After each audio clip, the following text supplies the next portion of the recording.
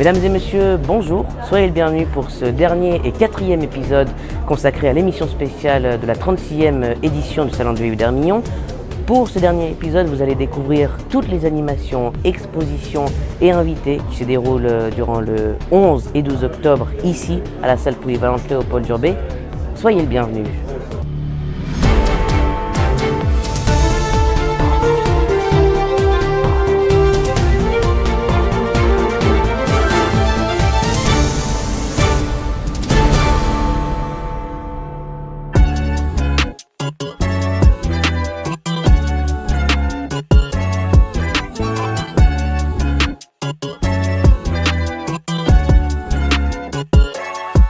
Alors pour ce salon du livre d'Hermillon, il y a aussi l'ONERA qui est présent et je suis avec Fabien Boursier, vous êtes le directeur de l'ONERA. Alors pouvez-vous vous présenter et quel est votre rôle à l'ONERA ? Alors bonjour, moi je suis le directeur du centre de Modane-Avoyeux. Le directeur de l'ONERA, c'est le président-directeur général qui est Bruno Saint-Jean. L'ONERA, c'est 8 centres en France et donc on a la chance en moyenne d'avoir un centre à Modane. Mon rôle au sein du centre, c'est simple, je dirige et pilote la direction du centre qui a vocation à apporter son soutien opérationnel et technique au département des souffleries qui opère les grandes souffleries de Modane-Avoyeux. Qu'est-ce que veut dire l'ONERA ? Que veut dire les initiales ? Est-ce que ce sont des initiales ? Qu'est-ce que ça veut dire ? Alors bonjour, donc l'ONERA ça veut dire Office National d'Études et de Recherche Aérospatiale. L'ONERA, je commence Fabien puis tu compléteras. L'ONERA c'est un expert étatique. Donc on travaille principalement pour l'État français et donc on met l'expertise dans tout ce qui est aéronautique, aérospatial pour le compte de l'État français. On travaille aussi pour les industriels, donc il y a des industriels français notamment les industriels de la défense, mais également pour le civil avec notamment un des clients les plus connus qui est Airbus. Et donc le travail c'est d'aider la base industrielle de défense mais aussi civile, à développer des avions plus performants. Si tu veux compléter peut-être Fabien ?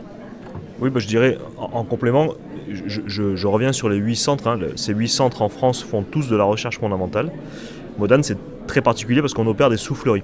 Mais les autres centres sont plus proches de grands laboratoires comme on peut les connaître. Et donc l'ONERA se situe à l'interface entre cette recherche en physique fondamentale et les grands industriels de défense. Donc on développe pour eux des potentialités, libre à eux de choisir de les acheter, de les développer en copartenariat ou de les laisser tranquilles parce que c'est pas encore l'heure de les mettre sur le marché. Et quelle est la mission de l'ONERA ce week-end au Salon du Livre d'Hermillon, par exemple, qui a un casque de réalité virtuelle ? Alors là on vient aujourd'hui tout le week-end au Salon du Livre parce qu'on est depuis 80 ans implanté au cœur de cette vallée de la Maurienne, parce qu'il était normal d'accompagner le salon dans ce qu'il sait faire de mieux, présenter des publications qui sont d'ordre scientifique mais aussi sociétal.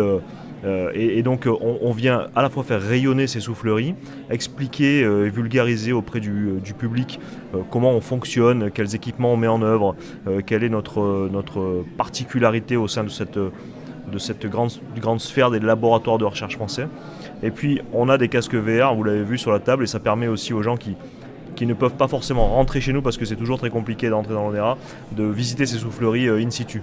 Et alors, comment sont faites les recherches à l'ONERA ? En fait, est-ce qu'il y a un processus ? Alors, un processus de recherche, je vais dissocier les 7 centres de Modane. Dans les centres, c'est des laboratoires classiques avec de la recherche fondamentale et puis des intégrations ou pas en process industriel. Pour ce qui est du centre de Modane-Avoyeux, c'est le plus grand parc de soufflerie d'Europe, avec la plus grande soufflerie sonique au monde. Et donc nous, on est très industrialisé. On est en contrat d'affaires avec des clients qui soient étatiques ou étrangers ou grands industriels de défense. Et donc on accompagne ces clients dans le développement de leurs projets.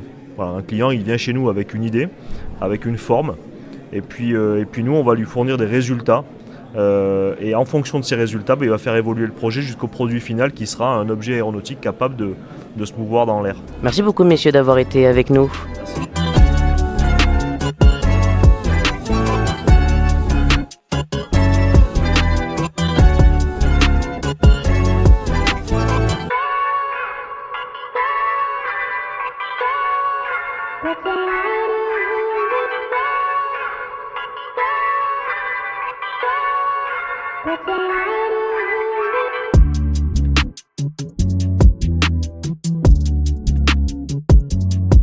Merci. Alors au Salon du Livre d'Hermillon, il y a de nombreuses animations et expositions. Aujourd'hui, il y a aussi le Model Club Mauriennais. Pouvez-vous m'expliquer un peu ce que vous allez présenter pendant ce week-end ? Écoutez, on va présenter notre activité. On est un petit club d'une vingtaine d'adhérents et on est passionné par l'aéromodélisme. Donc on fait cela avec des petits planeurs ou des petits avions. Quand je dis petits, là ce sont des petits modèles en élaport, mais on en a d'autres beaucoup plus sophistiqués en carbone et autres. Et l'intérêt surtout, c'est que on permet à des débutants de commencer cette activité, puisqu'on fait ce que l'on appelle de l'écolage, c'est-à-dire de la double commande avec un instructeur et un élève, chacun ayant une radio dans les mains et pilotant donc le même modèle. Donc cela permet à des tout jeunes débutants, on commence à partir de 10 ans, on a 2 jeunes depuis cette année qui commencent cette activité-là, à apprendre à piloter des modèles réduits. Et ensuite, ça peut les amener à s'intéresser à du pilotage de vrais avions de planeurs. On a un jeune l'année dernière qui s'est inscrit et qui est en passe maintenant de piloter des vrais planeurs. Et on a même dans le club des anciens qui sont pilotes de chasse.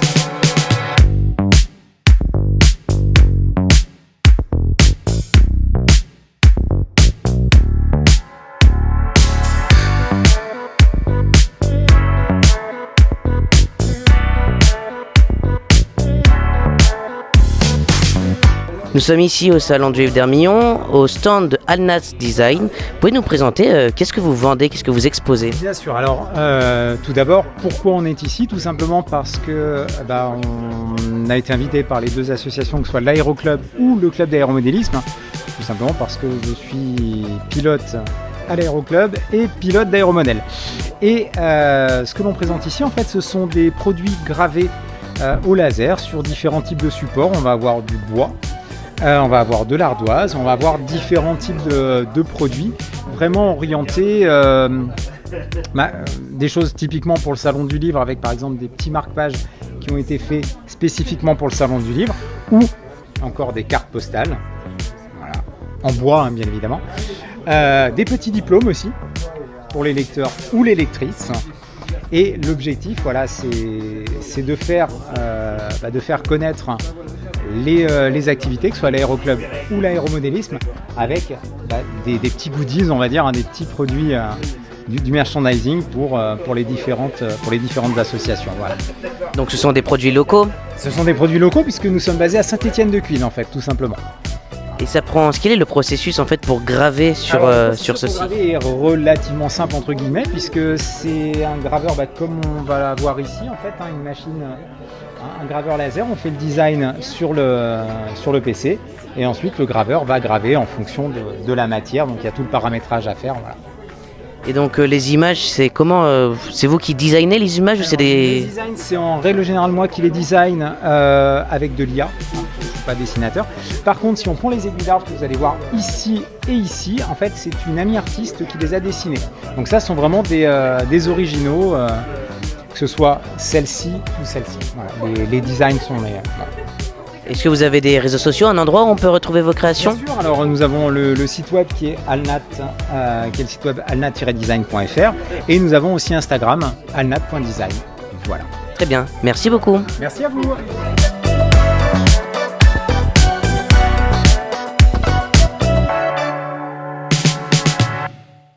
Ce salon se termine.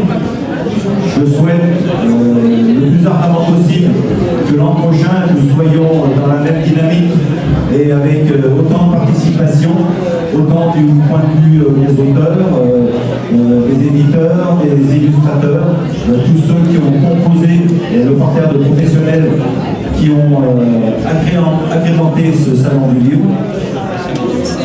Souhaiter également que les visiteurs, qui ont été exceptionnellement nombreux, la librairie Garin me disait hier soir qu'ils ont rarement vu de telle affluence. Donc merci à tous. Vous avez voulu faire ce déplacement, venir ici à Hermillon pour vivre le temps d'un week-end, le temps d'une journée, d'un samedi, d'un dimanche, d'un après-midi, d'une matinée, pour être au contact de ces livres qui nous font rêver, qui nous font imaginer, pour que demain, nous puissions vivre ensemble, dans un cadre bien agrémenté, un cadre mûrement réfléchi. Et c'est grâce à ces lectures, grâce à ce partage que nous avons avec nos différents auteurs, que nous pouvons progresser sur le sujet. Donc merci à tous. Un merci exceptionnel aussi à l'ensemble des bénévoles, à l'image de Michel Soumillon, le président du Pôle Porteur, mais également de Céline, qui font un travail non seulement pendant ces 2 jours, mais tout au long de l'année, pour vous proposer une animation de qualité avec une certaine ligne directrice, une certaine traçabilité, mais également avec un droit d'innovation, comme j'ai eu l'occasion de le dire hier au moment de la remise du prix Rosy Ferrier. Donc merci à vous tous, merci à vous tous, et puis je vous souhaite un bon retour chez vous, et je souhaite également longue vie au Salon du Livre d'Hermillon. Merci.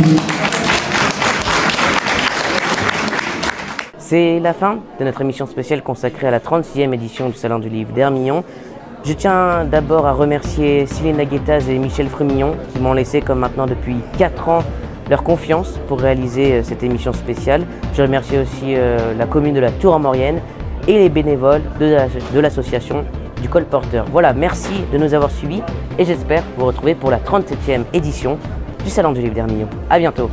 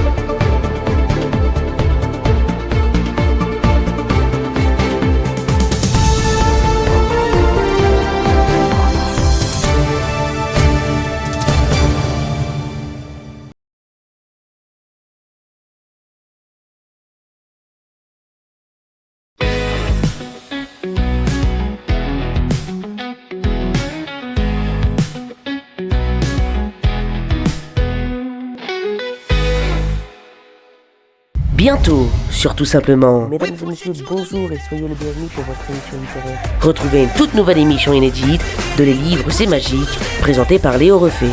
Restez avec nous et plongez dans l'univers fascinant de la littérature. Les livres nous donnent des ailes et aujourd'hui on va voler ensemble vers des univers fascinants. Actualité, débat, interview. Un programme riche en émotions et en découvertes. Cet outil m'a été extrêmement précieux.